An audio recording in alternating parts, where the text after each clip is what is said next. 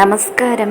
ഇന്ന് നമ്മൾ മസ്ക്മെലൺ വെച്ചിട്ട് വളരെ പെട്ടെന്ന് തന്നെ ഈസി ആയിട്ട് ഉണ്ടാക്കാൻ പറ്റുന്ന ഒരു പുഡിങ്ങാണ് ചെയ്യാൻ പോകുന്നത്. അപ്പം നമുക്ക് നേരെ വീഡിയോയിലേക്ക് പോകാം. പുഡിങ്ങിനായി ഞാൻ യൂസ് ചെയ്യുന്നത് ഈ 2 മസ്ക്മെലണാണ്. ഒരു വലുതും ഒരു ചെറുതും. ഞാൻ മുഴുവനും ഉപയോഗിക്കുന്നുണ്ട് കേട്ടോ. ഞാൻ തൊലിയെല്ലാം കളഞ്ഞു നല്ല വൃത്തിയാക്കി എടുത്തിട്ടുണ്ട്. ഇനി നമുക്ക് ഇതൊന്ന് മിക്സിയിലിട്ട് നന്നായിട്ട് അരയ്ക്കണം. ഒരു കഷ്ണം പാടില്ല, ആ രീതിയിൽ നന്നായിട്ട് അരച്ചെടുക്കാം. നമുക്ക് 1 കപ്പ് പഞ്ചസാരയും കൂടെ ചേർത്ത് ഇതൊന്ന് നന്നായിട്ട് അരച്ചെടുക്കാം. ഞാൻ പഞ്ചസാര ചേർത്തു. അരച്ചതിന് ശേഷം ഒരു പാനിലാക്കി ഫുൾ ഫ്ലെയിമിൽ സ്റ്റൗവിൽ വെച്ചിട്ടുണ്ട്. ഇനി ഇടയ്ക്കിടയ്ക്ക് ഇങ്ങനെ ഇളക്കി കൊടുക്കുക. എൻ്റെ കയ്യിൽ 2 ക്ഷമമുണ്ട്. ഞാൻ 1 കപ്പ് പഞ്ചസാര ചേർത്തത്. നിങ്ങൾക്ക് ആവശ്യത്തിനനുസരിച്ചിട്ടുള്ള പഞ്ചസാര ചേർത്താൽ മതിയാകും. ആദ്യമേ കുറച്ച് ചേർത്ത് നോക്കുക. അതിനുശേഷം ടേസ്റ്റ് നോക്കുമ്പോൾ കുറച്ചുകൂടെ വേണം തോന്നിയാൽ വീണ്ടും ചേർക്കുക. ഇത് ഇപ്പോഴാണെങ്കിലും പഞ്ചസാര ചേർക്കാവുന്നതേ ഉള്ളൂ വേണമെന്നുണ്ടെങ്കിൽ കേട്ടോ.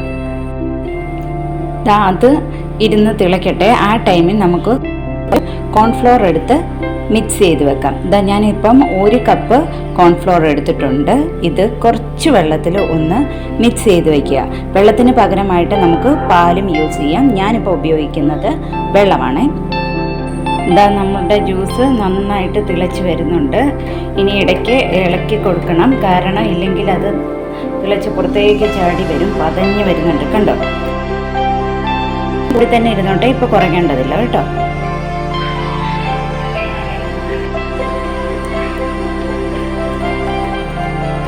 ഒരു കുറച്ച് നേരം ഇങ്ങനെ തിളക്കട്ടെ. ഇതിൽ കുറച്ച് വെള്ളമൊക്കെ ഒന്ന് പറ്റി ഒന്ന് ചെറുതായിട്ട് കുറുകി വരാൻ തുടങ്ങും. വരയ്ക്കും നമുക്ക് ഫ്ലെയിം കൂട്ടി തന്നെ വയ്ക്കാം. ഇത് കണ്ടോ, അതിൻ്റെ പതയെല്ലാം മാറി.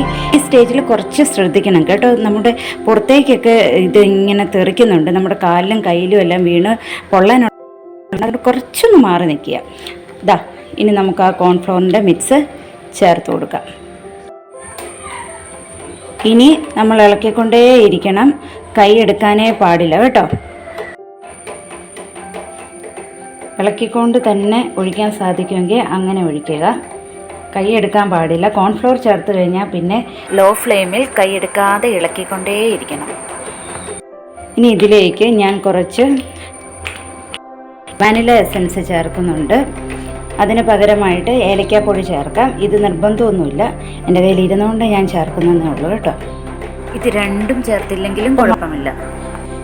ഇതുണ്ടോ, ഞാൻ ഇളക്കി കൊടുക്കാതെ ഇട്ടുകൊണ്ട് ഇടയ്ക്കൊന്ന് ജസ്റ്റ് ഇതുണ്ടോ കട്ട പിടിച്ചിട്ടുണ്ട്. ഇളക്കി കൊടുത്തുകൊണ്ടിടണം. കണ്ടോ, ഇങ്ങനെ വരുന്നു. കണ്ടോ, പൊട്ടുന്ന പോലെ കണ്ടോ.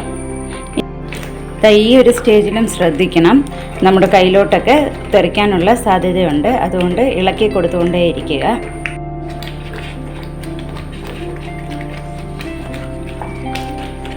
കുറച്ചുകൂടി ഒന്ന് കുറുകി വരട്ടെ, അതിനുശേഷം നമുക്ക് ഓഫ് ചെയ്യാമേ. ഇത് കണ്ടോ, ഈ ഒരു കൺസിസ്റ്റൻസി ആകുമ്പോൾ നമുക്ക് ഓഫ് ചെയ്യാം. ഇനി നമുക്ക് ഇതുപോലത്തെ പാത്രത്തിലോ, ഇത് കണ്ടോ, ഇതുപോലത്തെ ചെറിയ കട്ടോരിയിലോ ഒക്കെ നമുക്ക് ഒഴിച്ചു വയ്ക്കാം. അതിന് മുമ്പായിട്ട് പാത്രങ്ങളിലൊക്കെ കുറച്ച് വെളിച്ചെണ്ണയോ അല്ലെങ്കിൽ നെയ്യോ തടവുക. ഞാൻ ഇതിലൊക്കെ തടവിരിക്കുന്നത് നെയ്യാണ്. ഇനി നമുക്ക് ഒഴിച്ചു കൊടുക്കാം. ഒരുപാട് ചൂടാറുന്നിടം വരേക്കും കാത്തു നിൽക്കാൻ പാടില്ല, അത് കട്ടയാകും. അതിന് മുമ്പായിട്ട് ഒഴിക്കുക. ഞാൻ ഈ പാത്രങ്ങളിലെല്ലാം ഒഴിച്ചു വെച്ചിട്ടുണ്ട്. ഇനി നമുക്കിതൊന്ന് ഗാർണിഷ് ചെയ്യാം. വേണ്ടി ഞാൻ യൂസ് ചെയ്തിരിക്കുന്നത് ബദാമും ഉണക്കമുന്തിരിയാണ്. നിങ്ങൾക്ക് എന്ത് വേണമെങ്കിലും യൂസ് ചെയ്യാം. ബിസ്ക്കറ്റ് പൊടിച്ചതോ അല്ലെങ്കിൽ കാഷ്യൂ നട്ട്സോ എന്ത് വേണമെങ്കിലും അതുപോലെ നമുക്ക് യൂസ് ചെയ്യാവുന്നതാണ്. ഞാൻ നേരത്തെ ഉണ്ടാക്കിയപ്പം ബിസ്ക്കറ്റായിരുന്നു, അത് നല്ലതായിരുന്നു കേട്ടോ. ഇനി ഇത് നമുക്ക് സെറ്റ് ആവാനായിട്ട് ഫ്രിഡ്ജിൽ കൊണ്ടുപോയി വെക്കാം. ഒരു 2 മണിക്കൂർ ഫ്രിഡ്ജ് വെച്ചാൽ മതി. ഫ്രിഡ്ജ് വെച്ചില്ലെങ്കിലും കുഴപ്പമില്ല, നമുക്ക് ഇതിൻ്റെ ചൂടൊന്ന് മാറിയതിന് ശേഷം കഴിക്കാവുന്നതേ ഉള്ളൂ. പക്ഷേ ഫ്രിഡ്ജ് വെച്ചിട്ട് കഴിക്കുന്നതിനാണ് കുറച്ചുകൂടെ ടേസ്റ്റ് കേട്ടോ. ഞാനിത് ഫ്രിഡ്ജ് വെച്ച് എടുത്തിട്ടുള്ളതാണ്. ഇത് നല്ല സെറ്റായിട്ടുണ്ട് കണ്ടോ, കാണുമ്പോൾ തന്നെ നല്ല രസമില്ലേ. ആര്യന് ഈ പുഡിങ്ങും ഭയങ്കര ഇഷ്ടമാണ്. ഞാൻ ഇടയ്ക്കിടയ്ക്ക് ഇത് ആര്യന് ഉണ്ടാക്കി കൊടുക്കാറുള്ളതാണ്. നമ്മൾ ഉണ്ടാക്കുന്ന ആ ടൈമിൽ തന്നെ ആര്യൻ ടേസ്റ്റ് ചെയ്യാൻ തുടങ്ങും. ഇനി നമുക്ക് വേറൊരു വീഡിയോയുമായി കാണും വരേക്കും ബൈ. Thank you.